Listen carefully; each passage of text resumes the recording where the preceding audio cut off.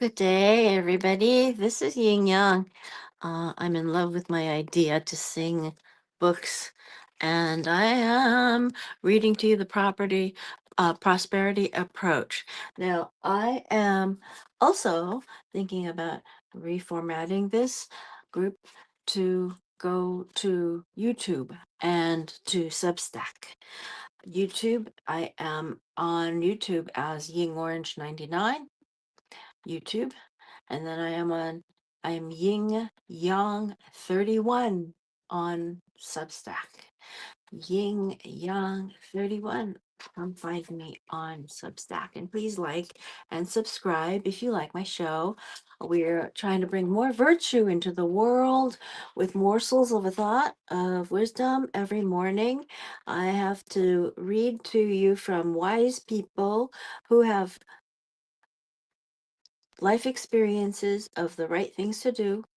And in our morsels of a thought, we chew them and decide whether they're our morsels of a thought. So, prosperity approach, the simple formula to ultimate prosperity, has educated me quite a bit in something that I have wanted to explore. I have wanted to figure out whether religion ever conflicts with my practice of gaining energy. And religion does give you energy. It calls it God. And in our language, it's energy. And in this language, it is God. So we're going to read about the laws of there are some laws we've been reading about: law of gestation, law of sufficiency and abundance, vacuum law of prosperity, law of flow, law of non-resistance, law of cause and effect, aka the law of the harvest, and law of obedience, law of vibration, laws to get you going, law of perpetual transmutation.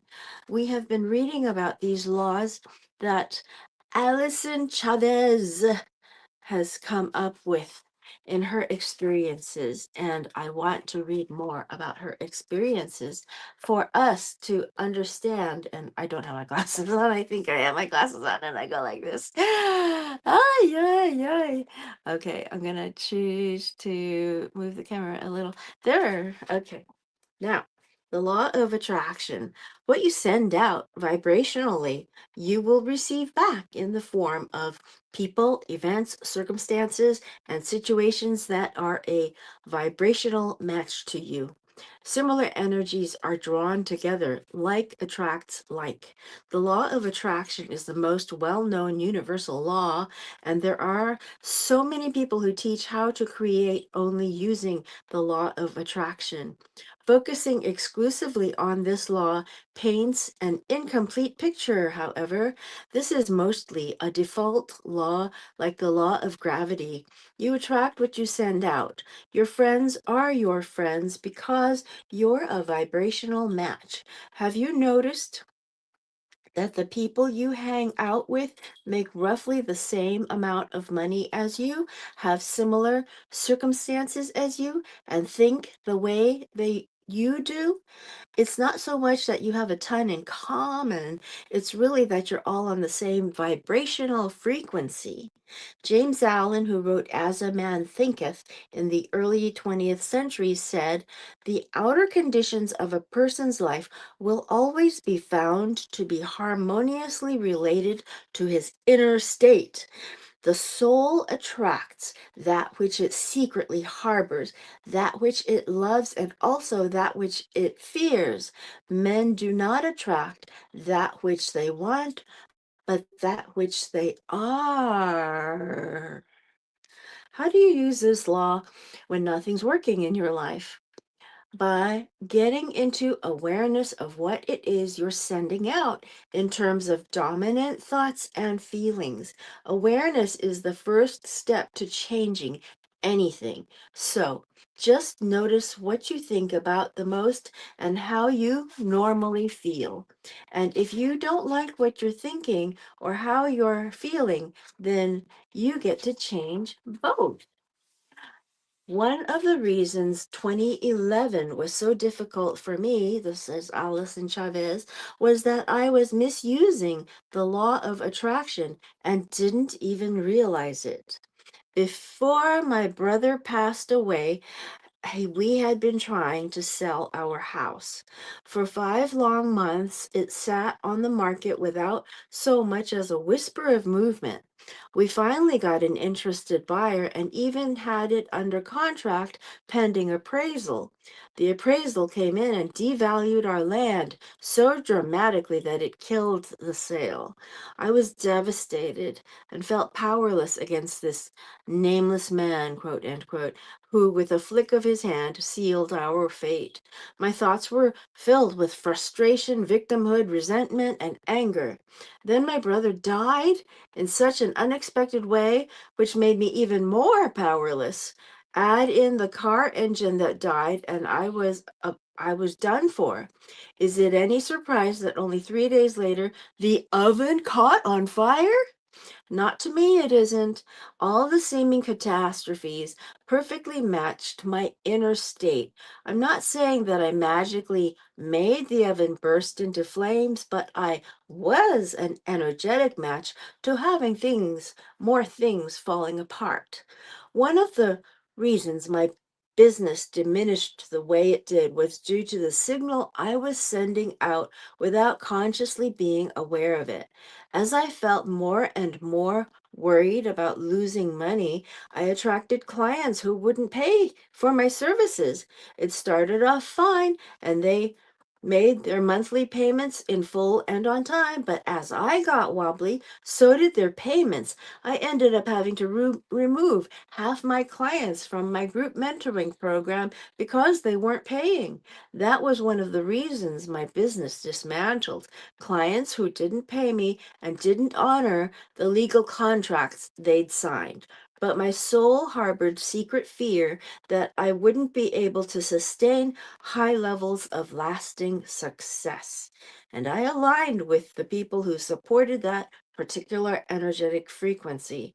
The law worked perfectly. Next is the law of deliberate creation. What you think about, you get. So deliberately choose to think high vibrating thoughts around what you want to create. How is deliberate creation different from the law of attraction? The law of attraction creates by default. Your state of emotion and thoughts at any given moment, whether you're aware of it or not, is what you're receiving more of. Deliberate creation creates by intention. We are reading from The Prosperity Approach, the Simple Guide to Ultimate Prosperity by Allyson Chavez. Allyson spelled with a Y instead of an I, and it's got two L's. I have been reading this book and feeling that if I could memorize every single one of these things, I would be well off to remember all these things that she's saying.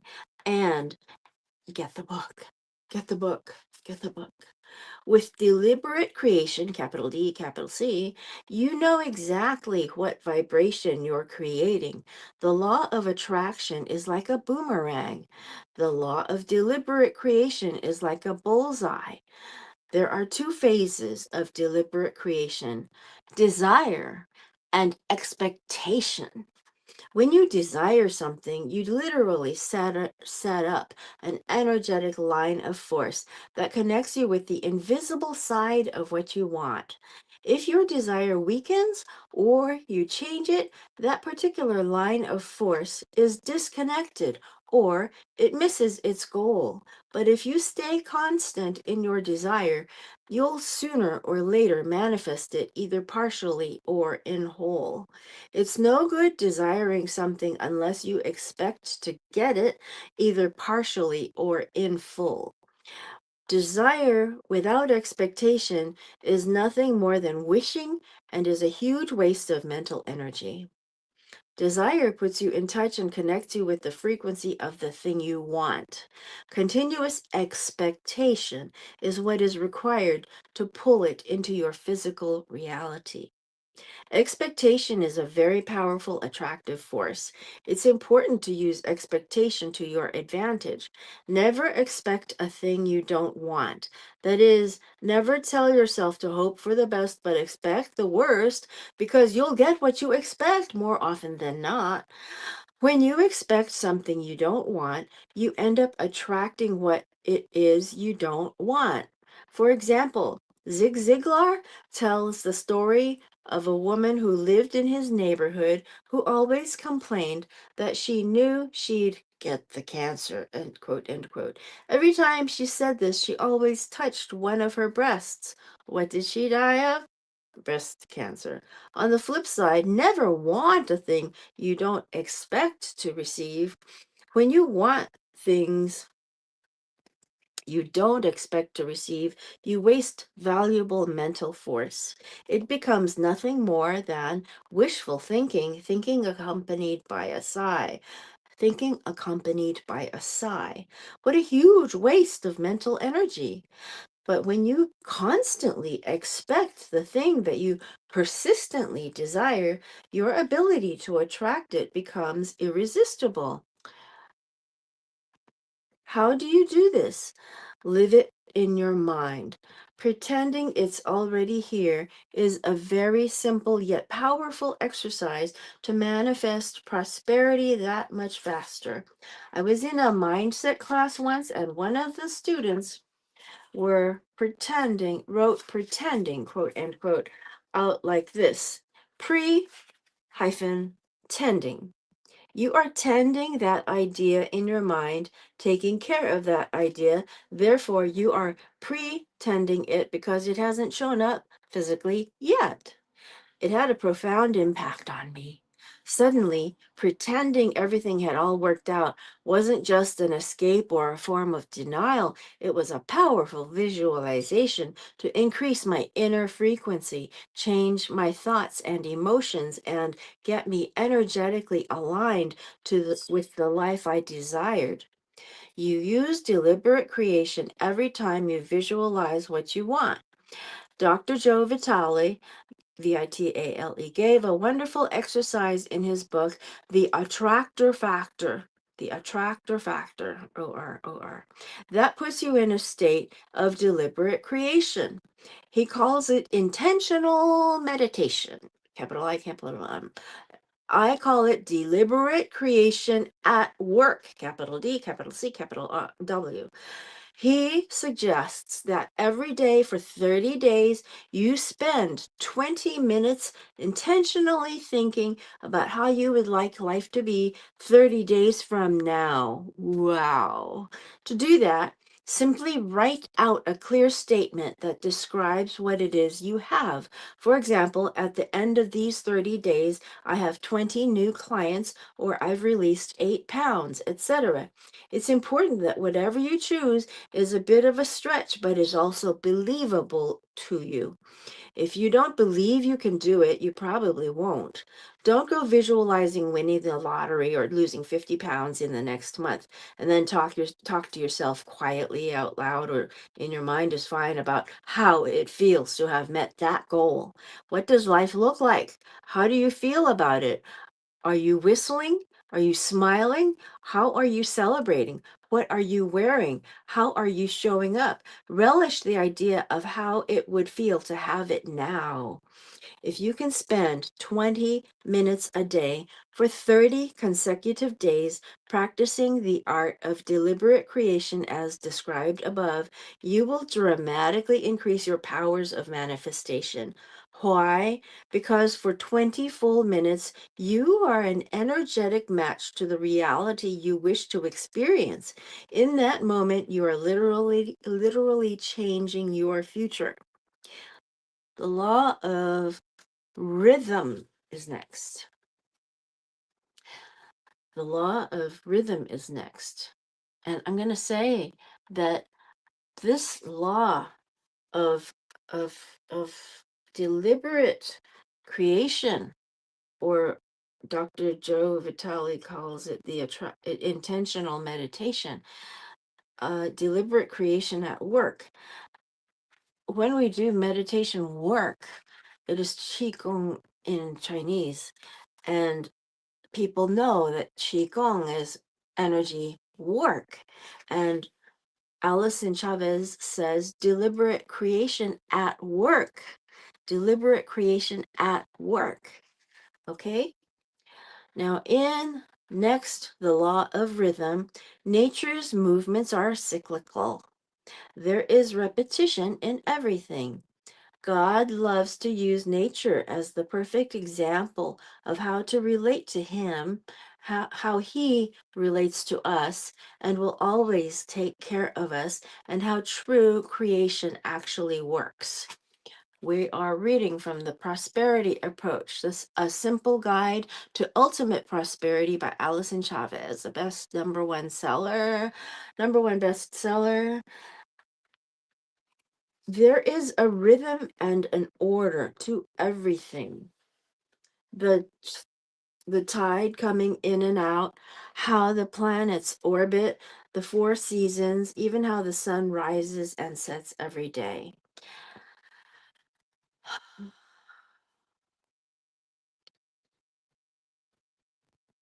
There are different timelines for these things. For example, the rhythm of one day is 24 hours, but the time it takes for the planet to orbit the sun is 365 and one quarter days. However, everything has a rhythm.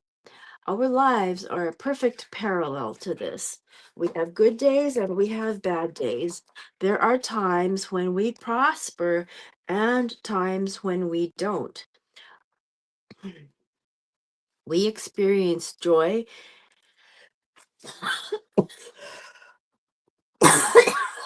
pardon me, and sadness over and over again throughout our lives. I'll be right back with some water because I'm having a coughing fit, a dry throat problem. It's kind of interesting. I did drink a lot of water this morning, but as you can see, it didn't work enough. Wonders. Water first. Water. Mizune. L'agua. Straight. Oh my gosh. Ay, ay, ay. Oh, water. Water.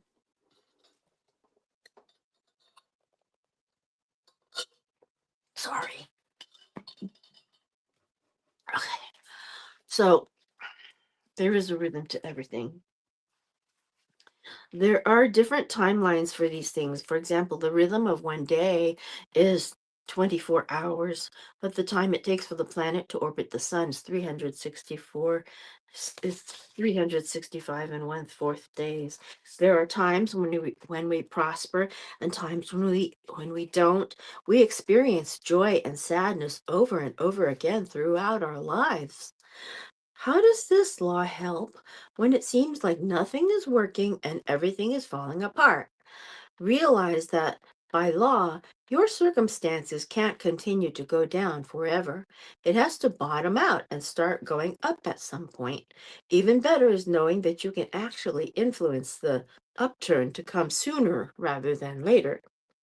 If you feel like you're on a down that has no bottom, declare in your mind that you have reached your bottom and continually grab that better feeding thought and that better feeling vibration. I loved that concept, she says. Imagine my frustration when, after I'd declared that I hit rock bottom, circumstances kept going down.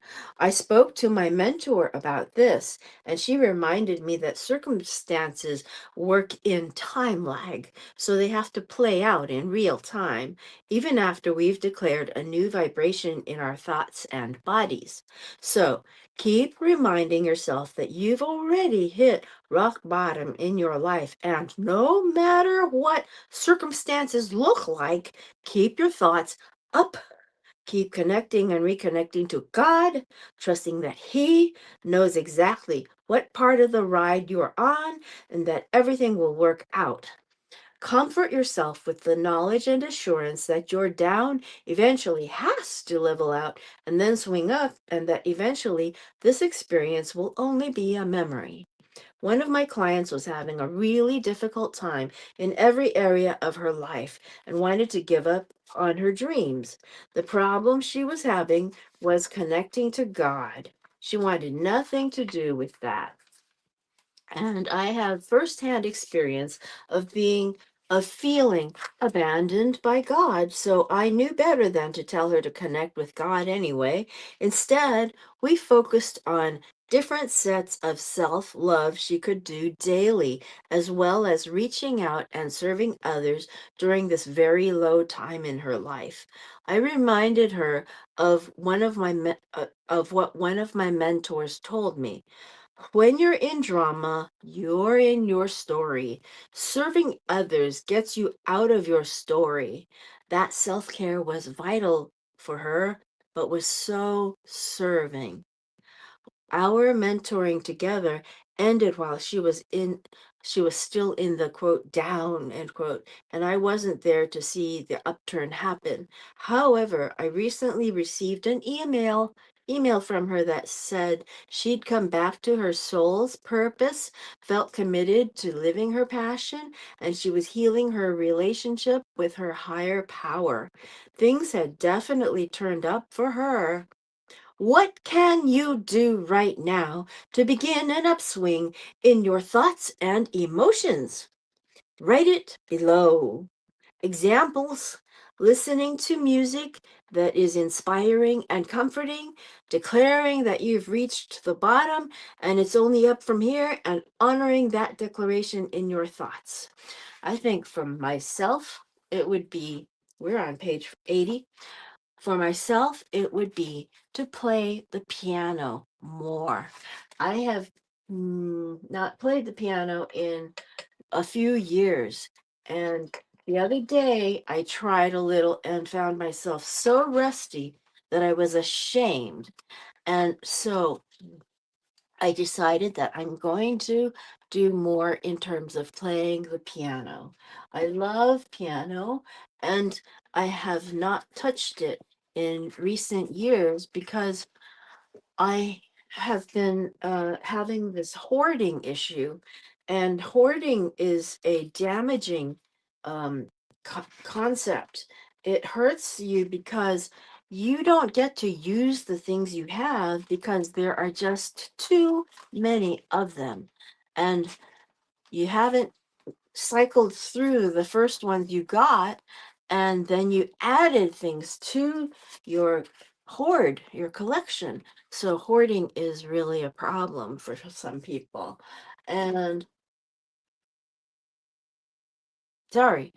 And I'm going to say that I'm moving the show to Substack Yin Yang 31. And I'm also going to be broadcasting on YouTube, Ying Orange 99. So it's youtube.com/Ying Orange 99. And Substack, I don't remember how. I should look it up. I'm sorry. This has been 1872. 1,872 times I have tried to bring on morsels of a thought that we can chew for virtue, for thoughts of wisdom. Wisdom is knowing the right thing to do, doing it is called virtue. Okay? Old Kinderhook